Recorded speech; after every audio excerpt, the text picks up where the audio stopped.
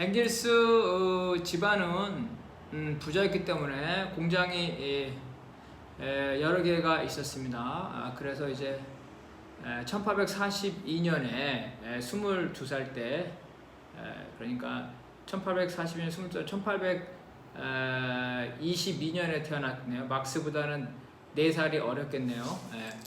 이럴 때 아버지로부터 경영수업을 받기 위해서 이제 그 산업혁명 요람인 그 영국의 맨체스터에 와서 이제 아버지가 이제 이 동업을 하고 있는 회사 엥겔스 에리맨이라는 이러한 그 섬유회사, 이 섬유회사에서 이제 그 회계 업무를 보게 됩니다.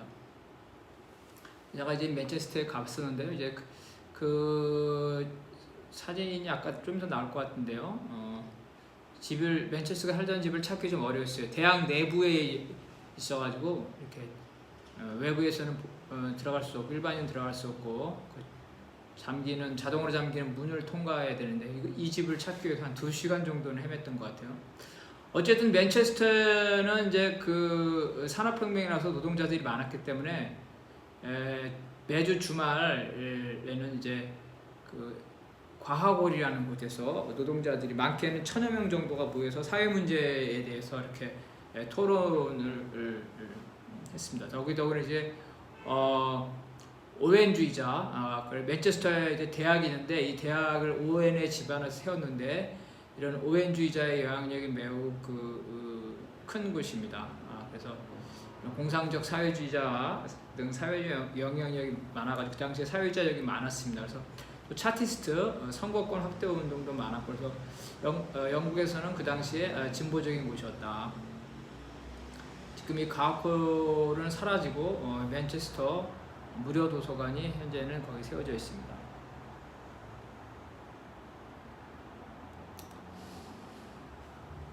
일단 그 마르크스와 달리 엥겔스는 이 산업혁명 청년 시절에 산업혁명이 진행됐던 영국에서 지냈기 때문에 소위 자본주의의 모순에 대해서 더 빨리 청년기 때 실상을 보게 됩니다. 그리고 마르크스는 이제 영국에 머무른 거는 이제 망명을 한 거고요. 공산주의자 동맹 활동을 하다가 그렇기 때문에 공산주의자 동맹은 국제적인 혁명이지만 주로 독일 혁명을 고민했기 때문에요. 그 마르크스는 이제 영국 자체에 대한 혁명에 대한 이제 깊은 고민을 한 적은 사실 없습니다. 독일 혁명에 대해서. 반면에 이제 그 맨체스터는 이제 그 자본주의, 영국 자본주의 심장의 맨체스터에서 살았기 때문에 엥겔스는 이제 이러한 영국 자본주의를 비판하고 이러한 이제 노동자 혁명이 어떻게 가능할까 이런 고민들을 했습니다. 그래서 그렇게 해서 나온 책이 1845년에 그 영국 노동자의 상태라는 책입니다. 그래서 이 책의 배경이 된 게 이제 소위 말하면 영국 노동자를 어떤 노동자면 여기서는 맨체스터의 리틀 아일랜드라는 곳 이런 곳인데 이곳은 이제 그 아일랜드의 이주 노동자들이 집중적으로 살고 있는 아일랜드 공장 노동자의 빈민 지역입니다. 마르크스가 이 책을 보고 엥겔스를 높이 평가했고 자신도 경제학에 대해서 본격적으로 연구를 하고 출판을 할 것을 이제 구상을 했다고 합니다. 맨체스터는 이제 영국의 섬유 산업과 철도 산업, 그리고 아까 말한 대로 산업혁명의 발상지고요. 관련된 박물관도 좀 많고요. 그래서 이제 이 오웬이라는 사람이 유산으로 설립된 오원스 대학이 오늘날 이제 맨체스터 대학으로 이렇게 발전했습니다. 여기에는 이제 노벨상을 많이 배출했다고 합니다. 이 대학에서. 여기가 이제 리틀 아일랜드라는 곳입니다. 제가 여기를 가서 사진을 찍은 건데 여기에 이제 그 비참한 현실의 그 아일랜드 이주 노동자들을 보면서 엥겔스가 그 책을 썼다고 합니다. 그 당시 영국 전역에서는 이제 아동들까지 공장에서 노동자로 일했기 때문에 어느 정도였냐면 8세 이하의 아동들은 공장에서 일하지 못하도록 하는 법을 만들 정도였다. 그러면 8세 이하 애들이 어떤 공장에서 어떤 일을 하냐, 심부름이나 아니면 아이들 손으로 할 수 있는 단순 작업 이런 것들을 했다고 합니다. 그래서 노동자들은 아주 소년 시대부터 중노동에 시달렸기 때문에 맨체스터 노동자의 평균 수명은 인접지역 주민보다 28년이나 짧았다. 그래서 이러한 현실을 엥겔스가 고발을 한 거죠. 그 맨체스터에 아일랜드인들이 이제 많이 있었는데 엥겔스가 경영서를 봤던 자기 집안의 공장에도 아일랜드 노동자들이 꽤 있었습니다. 그래서 그 맨체스터는 자연스럽게 이 노동자들의 빈민가를 방문하기도 하는데요. 그래서 이 현실을 보고 황공요금이라든지 그 노동자들이 이제 별로 할 것도 없고 일도 힘드니까 그 알코올 중독이라든지 범죄, 전염병 문제가 심각한 이런 슬럼가 형태로 이렇게 변하는 그 노동자들의 주거 지역을 갖습니다. 그러함에도 불구하고 산업혁명 때문에 노동력이 필요했기 때문에 수많은 사람들이 맨체스터로 몰려들어서 특히 아일랜드 노동자들이 몰려들어서 그 주거 환경은 더 이렇게 열악해지게 됩니다. 주거 환경이 열악해지면 노동자들이 이제 전염병에 걸리면 일찍 죽으면 노동력이 부족해지죠. 노동자들의 주거 환경이 열악해서 전염병이 돌면 그 전염병이 도시로 확산돼서 이제 부르주아들한테도 피해를 주게 되죠. 그래서 이제 국가는 이제 노동법을 만들어서 노동자들을 보호하는데요. 이거는 이제 개별 자본가들이 그 무지막지하게 그 노동자들을 착취하는데 가만 놔두면 노동자들이 이제 어려서부터 혹살당해서 일찍 죽기 때문에 국가 전체적으로 보면 노동력이 부족해지게 되는 거죠. 그래서 적당한 선에서 착취하도록 그런 걸 통제하는 겁니다. 그래서 영국뿐만 아니라 다른 나라에서도 빈민 지역에 전염병이 유행하기 때문에 이게 자본가들을 살고 있는 부자 지역도 위협을 하기 때문에 점차 이제 국가에서 상하수도라든지 노동자 주택단지를 건축하게 됩니다. 그래서 엥겔스는 이 맨체스터에서 그 평생의 반려자인 그 메리 번지를 만나게 되는데요.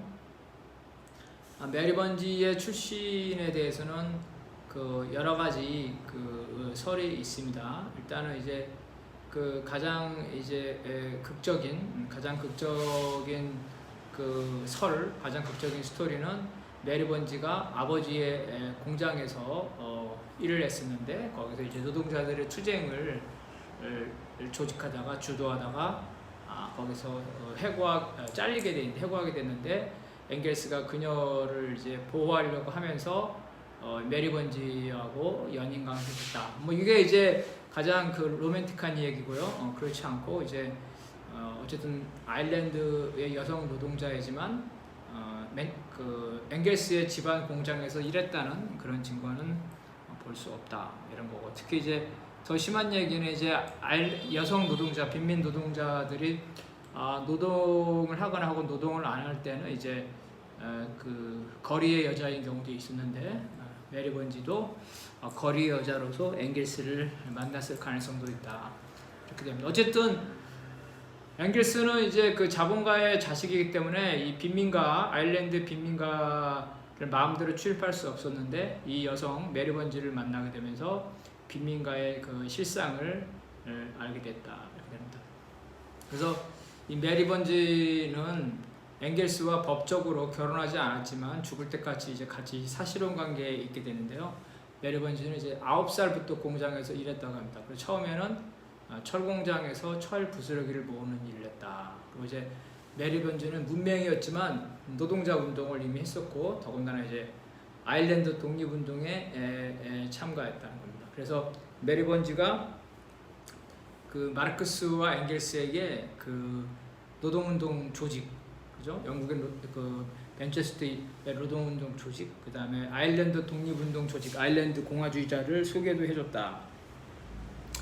그렇게 얘기가 나오고요. 그래서 이 메리 번지가 소개해준 그 그 영국 맨체스터의 노동 조직과 런던의 노동 조직이 연결됐다. 뭐 이런 이제 그 얘기도 있습니다. 일종의 이제 확인되지 않았지만 어쨌든 그 청년 마르크스라는 영화에서는 이제 그런 극적인 스토리를 하는데 그에 대한 반론도 있습니다. 그리고 이제 메리 번지와 그의 여동생 메리 번지와 그의 여동생도 있었는데 엥겔스가 이 두 자매를 동시에 그 사귀었다, 동시에 연인 관계했다. 그러면서 동시에 동지적 관계로 평생 살았다 이렇게 얘기가 되고 있습니다. 그래서 그 청년 마르크스에도 그렇게 나오고요. 그러니까 언니가 죽은 다음에 동생이 그 엥겔스의 사실적인 처가 되는데 그 전에도 사실은 이제 자매 2명과 연애를 하지 않았냐는 게 일부의 주장입니다. 그래서 엥겔스의 이제 결혼관이라든가 연애 관한 그런 것들을 볼 수가 있고요. 그래서 이제 메리 번즈가 이 책을 쓰는데 상당한 도움을 줬다는 겁니다. 그래서 엥겔스는 이 책에서 노동자들의 열악한 삶 그리고 그로 인한 도덕적 타락을 묘사했지만 노동자들이 이제 급증을 하고 그 사회의 다수가 되기 때문에 소수의 영국 자본주의를 타도해서 혁명해 나가야 된다 이렇게 주장을 했습니다. 그렇지만 이제 엥겔스는 그 영국의 노동자들이 점차 특히 노동조합들이 영국 정부가 수탈한 제국주의 초과 이윤을 행하기 때문에 혁명적이지 않다 이렇게 보게 됩니다. 그러니까 아일랜드 노동자 같은 경우는 이제 아일랜드 이주 노동자 같은 경우는 그 처지가 매우 비참했겠죠. 그렇지만 이제 영국의 그 노동조합, 정규직 노동조합, 이 당시에 노동조합은 정규직 중심이라고 했죠. 그래서 이들은 선거권 확대를 중심으로 하고 정치 주장에는 소극적이었다. 그리고 이제 그 19세기 후반에 가고 20세기 초반에 올수록 노동조합의 간부들은 소위 제국주의 초과 이윤을 향유하고 있기 때문에 오늘날 말하면 이제 정규직 대기업 이런 사람들이기 때문에 혁명적이지 않다 이렇게 봤다는 겁니다. 아일랜드는 그 폴란드 프레이션과 러시아 사이에 있는 그 폴란드의 독립 문제만큼 아일랜드가 영국에서 독립하는 문제는 되게 중요한 문제입니다. 그래서 아일랜드 문제를 잠깐 보겠습니다. 아일랜드는 원래 영국에 이제 정복당했는데요. 청교도혁명 때까지는 그래도 형식적으로 독립된 나라였습니다. 근데 청교도혁명 당시에 왕위에서 쫓겨난 왕이 아일랜드로 피신해서 영국의 왕조를 다시 재건하고 그래서 다시 영국의 왕정을 회복하려니까 그 영국의 청교도 공화국 혁명군들이 아일랜드를 점령을 해버리고 그 이제 그 왕정에 협력한 그런 보복으로 아일랜드를 아예 영국의 영토로 만들어버립니다. 더 나아가서 아일랜드를 이제 영국을 위한 목축지, 일본이 뭐 한국을 조선을 침략해서 식량기지나 이렇게 했던 것처럼 목축지로 전락을 시킵니다. 목축지로 만들기 위해서는 기존의 농민들을 경작지에서 쫓아내야 되죠. 그래서 영국의 대지주들이 아일랜드에 땅을 갖게 되는데 땅을 빼앗긴 아일랜드들이 이제 영국, 미국으로 많이 이주를 합니다. 그래서 미국의 이민의 역사에서 볼 때 영국 본토인 말고 최초의 이민의 역사가 아일랜드부터 시작합니다. 파어웨이인가요? 톰 크루즈하고 그 누구의 부인이 나오는 영화도 있는데요. 그러니까 아일랜드인들이 이렇게 많이 이주를 많이 했다. 그래서 이제 공장 노동자로 이들은 살게 되는데요. 특히 아일랜드는 카톨릭 국가였는데 영국은 성공의 국가였기 때문에 종교 탄압도 심했습니다. 그래서 당시에 인구가 400만 명이었는데 원래 농경지가 다 목축지로 강제로 전환됐기 때문에 감자로 살게 되는데 감자 기근이 오게 되면 사람들이 이제 엄청나게 굶어 죽어가지고 아일랜드를 어쩔 수 없이 떠날 수밖에 없는 그렇게 됩니다. 런던에만 12만 명, 맨체스터에도 4만 명이 살았다. 그래서 아일랜드인들은 이제 영국으로부터 독립하기 위해서 아일랜드 공화당을 만들었고 영국 정부에 이래서 당연히 탄압과 감시를 받았겠죠. 영국 각지에서 아일랜드 공화당원들이 활동했는데 당연히 맨체스터나 런던에나 전부 다 아일랜드 공화당들이 있었는데 맨체스터에서 그 노동운동을 하던 메리 번지가 바로 맨체스터의 이제 아일랜드 공화당과 매우 가까웠고 이 아일랜드 공화당의 조직을 통해서 런던의 아일랜드 공화당 조직 그리고 런던의 노동조합까지 그 마르크스나 그 엥겔스에게 소개하는데 메리 번지가 일정한 역할을 했다는 것이 일부의 주장입니다.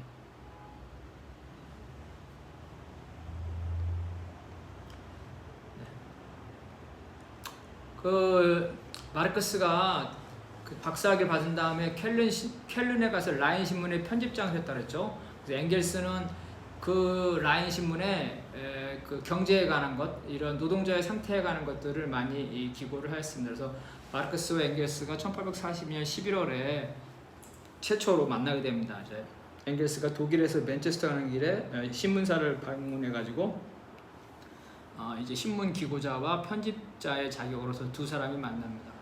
두 사람이 만나는데 마르크스는 이제 부잣집 아들인 엥겔스를 일종의 강남좌파로 오늘날 보면, 그 다음에 엥겔스는 마르크스를 세상 물정 모르는 학자로 인식해가지고 별로 양자간에 서먹서먹했답니다. 이들은 이제 1844년 8월에 파리에서 다시 만나는데 이때 이제 그 마르크스와 엥겔스는 이제 경제학에 관한 토론을 하면서 이제 엥겔스의 역량을 그 제대로 이제 인식을 하고 둘이서 아주 친해졌다. 밤새도록 술을 먹으면서 며칠 동안 같이 토론을 해서 동지적 관계를 맺었다고 합니다.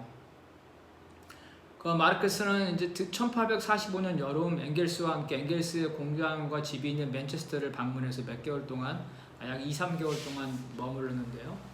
이때 이제 마르크스가 엥겔스와 같이 여기에 이제 그 켄탐이라는 도서관에서 같이 이제 그 자료를 찾으면서 그 자본주의 현실과 운명에 대해서 토론을 많이 했습니다. 그래서 이 1945년이 되면 마르크스가 그 영어에 대해서 영어를 해독할 수 있는 능력을 갖기 시작하는데요. 이때부터는 영어 문서를, 그 전까지는 파리 시절에는 그 번역본을 봤는데 이때부터는 그 아담 스미스라든가 리카르도의 영어 원본을 보기 시작했답니다.